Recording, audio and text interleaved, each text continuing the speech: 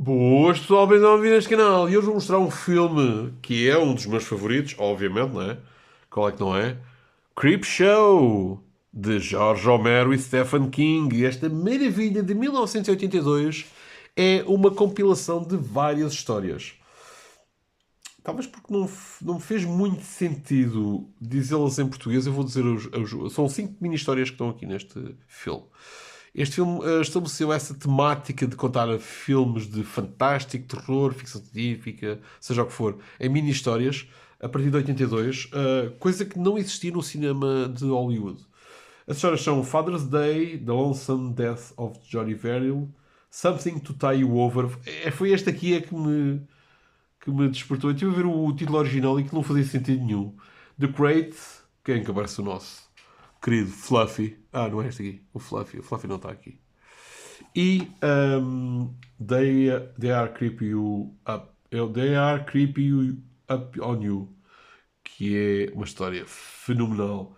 Com Stephen King, Joe Hill, que é o filho, na altura, é o menino, este é o menino, de Stephen King, na altura, e Tom Hopkins, que eu ainda hei de fazer uma review aqui deste filme fantástico, Halloween 3, em que ele é o. Aqui está, ele é o ator principal,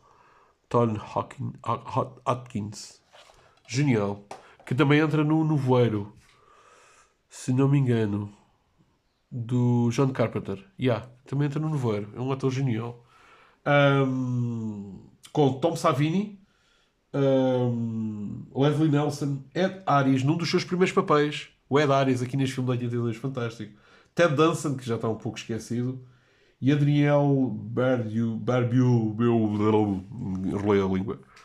Este é um filme que eu já vos tinha falado aqui no meu canal. Eu já vos tinha falado aqui, acima de tudo, já tinha falado aqui da banda desenhada. Eu tinha feito aí isto ainda é mais raro, a banda desenhada do Creepshow.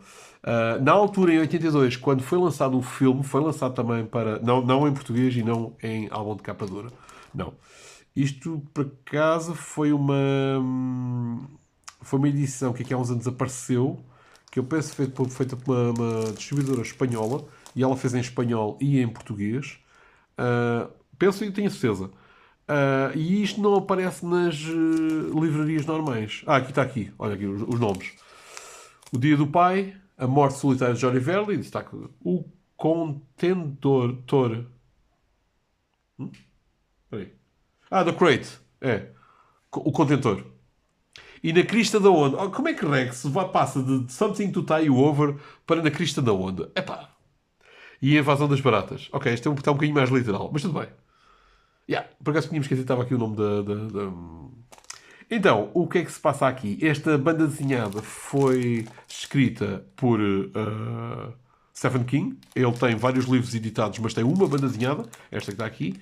E os desenhos pelo mestre do terror, fantástico, Bernie Wrightson. Um dia tenho que fazer um vídeo dedicado. Eu uma altura comecei a fazer uns vídeos dedicados aos mestres da banda desenhada, mas depois fiquei só pelo primeiro. Não foi muito longe. E a capa é de Jack Kamen. Genial, está aqui assinada. Maravilhoso. Aliás, esta capa é a mesma capa. Portanto, faz aqui uma ligação com o próprio filme. Eu, na altura, fiz um vídeo sobre a banda desenhada, mas eu não tinha o filme. Foi aqui com a ajuda do mestre Zé Consciência que eu adquiri este filme. Eu sei que lhe falta aqui qualquer coisa, falta aqui uma sleeve. Este filme era supostamente para ter uma sleeve.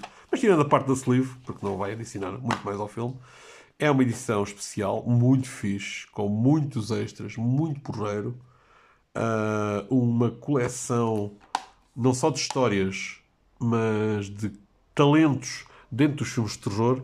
E o que este filme tentava em 82 era recuperar uma antiga memória das revistas de horror, de gore que existia nos anos 50, que foram totalmente aniquiladas pela censura, que foi uma autocensura que foi feita pelas duas maiores criadores de banda desenhada que existiam na altura, que é o caso da Marvel e da DC. Basicamente todas essas as revistas foram banidas pelo Código de Autoridade, qualquer coisa assim. E em 82, Stephen King ainda se lembrava bem dessas revistas maravilhosas que existiam, e este filme é um hino a essas revistas de horror e de terror. O Dia do Pai é uma história fascinante sobre uma filha que matou o seu pai no Dia do Pai e então, mais uma vez, reúne-se com a família para a comemoração da morte do pai. A morte do pai não foi casual, ele irritava bastante, mas mais do que isso, deixou uma enorme fortuna que deixou toda a gente bem na vida, incluindo a criada, que continua a ser criada. E não faz muito sentido, mas não. Yeah. Já ela herdou o dinheiro do velho, porque é que continua a ser criada? Bom, não tem importância. Não tem importância. A Morte Solitária de Jory Verrill é talvez a mini história mais fraquinha que está aqui, que é uma história de um hillbilly que é o próprio Stephen King, que encontra um meteorito que lhe dá uma terrível doença na pele, criando musgo até o transformar numa planta. Basicamente é isso. A história literal é essa. Something to Tie You Over, que é o... Não, onde Crista da Onda. Yeah. É a história de uma traição com Leslie Nelson e Ted Danson, em que a mulher de um passa a ser a esposa do outro, mas ele consegue reuni-los numa casa e prendê-los a seu belo prazer. Ele coloca-os numa praia, a ser televisionado com uma câmara, a morte de ambos, e mandou a emissão para a sua própria casa. O que se passa é que ele era um velho sacana que queria se vingar do par de cornos que a mulher lhe tinha dado. Aquilo não tinha sido algo que tinha... É engraçado, o desenho é diferente, espera aí. Agora é que eu reparei. O desenho é diferente. A revista. Aqui tem esta revista. Aqui tem esta revista, mas aqui tem outra revista. E o original é este. Este aqui foi mudado. Yeah. O desenho não é exatamente igual. E depois tem algumas capas dos filmes do Romero, Dawn of the Dead, o Shining, que é do Stephen King, e o Carrie, que é do Stephen King. Acho que não estou errado. Bom, se estiver errado, olha, corrijam. Então, nessa cena, ele vinga-se da ex-mulher e do amante dela, e mais tarde, depois, a vingança volta novamente. The Crate é uma história também fascinante com a Andrew Barbeau, do Monstro do Pântano e do Nevoeiro, em que ela contracena juntamente com o Tom Atkins. Em que é uma mulher insuportável que toda a gente deseja vê-la num caixão que dá cabo da cabeça do seu marido. Depois ele ajuda um indivíduo numa universidade em que uma caixa, um contentor, foi deixado debaixo de umas escadas. Esse contentor contém lá um monstro que é feito pelo Tom Savini, que é o Fluffy. É Fluffy, mas o Fluffy tem uma boca do caraças e come pessoas só com uma dentada. Entretanto, o caixote devora as pessoas que lhe foram lá mexer no caixote e depois ele tem que limpar. Ele tem que limpar toda a sujidade. Ele vê aqui uma solução para acabar com a sua esposa. Convida a ir ver lá a caixa, mas é humilhado mais uma vez por ela, exatamente por não ter pila. Que história tão boa. Entretanto, aparece o Fluffy. Pronto. E resolve a situação. They Are Creeping Up On You é a história... Qual é a outra história? Pá, são tantos títulos. Isto é um título. A Invasão das Baratas. Bem, isto é muito literal. É um velho muito rico. Esse ator... Eu esqueci o nome do ator. Mas esse ator é o ator que entra no Super-Homem 2 e que faz presidente dos Estados Unidos. É o mesmo ator. Vive num prédio asséptico. Onde ele... Um velho horrível, terrível. Usou todo o seu dinheiro e todo o seu poderio para humilhar... Inclusive há um indivíduo que se suicidou por causa do mal que ele fez. A mulher liga para este velho. Todo o filme é feito só nesse edifício. Onde ele está num apartamento asséptico. Não abre, o apartamento está fechado. E começa a haver uma infestação de baratas. Supostamente o apartamento não deveria conter nem parasitas nem insetos. Mas o mal que esse homem tem feito acaba por se transformar em baratedo, em que eles utilizaram mais de 50, 100 mil baratas, que acho que até ao final do filme andou baratas por todo o cenário do filme. Cada barata custou 50 cêntimos. E aquilo foi a cena mais cara do filme. É curioso que as histórias que George Romero e Stephen King co-escreveram, porque eu acho que as histórias não foram só inteiramente escritas por Stephen King, há sempre outros argumentistas que participam nisto. Elas foram utilizadas em vários outros filmes que existiram a seguir.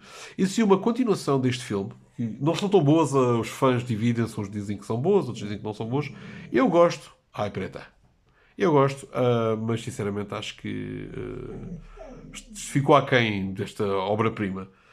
Existiu ainda o Creepshow 2 em 1987 e um Creepshow 3 em 2006. E também é uma série de televisão. Oh, preta, vá lá. Ah, preta. Fica em câmera, pá.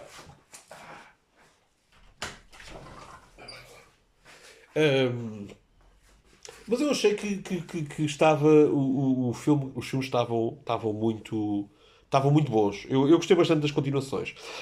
O que eu queria dizer era que no segundo filme, as três histórias que são utilizadas no segundo filme ainda foram escritas por George Romero e Stephen King. Portanto, eles escreveram 5 histórias para este filme, 3 histórias para o segundo filme, e há uma história que ficou, mas não foi utilizada no terceiro filme de 2006.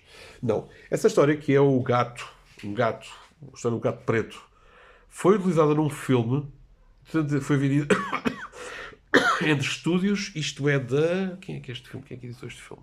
É da Universal. Não foi feito pela Universal.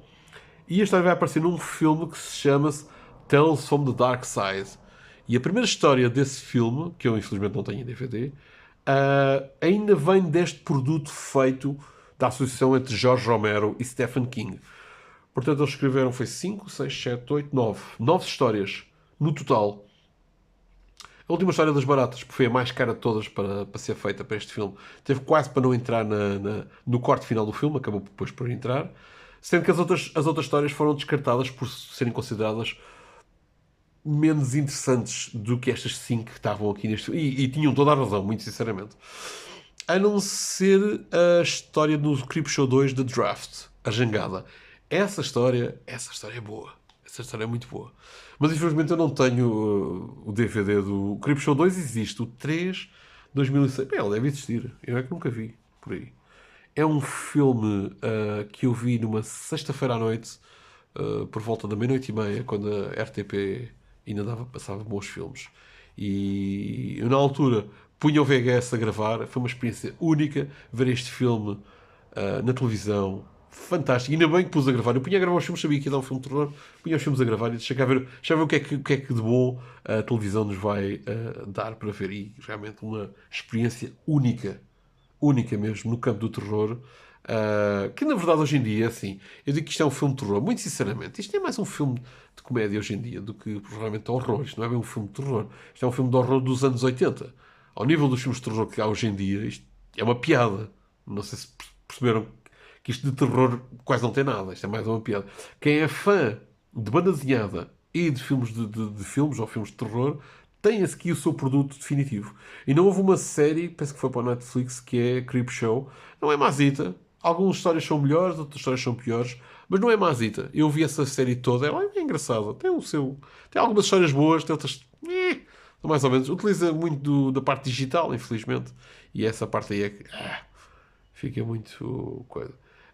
As histórias, então, criadas pela associação destes dois mestres do horror, o Romero e o King, ficaram aqui estabelecidas nesta maravilhosa filme de 1982, Creepshow.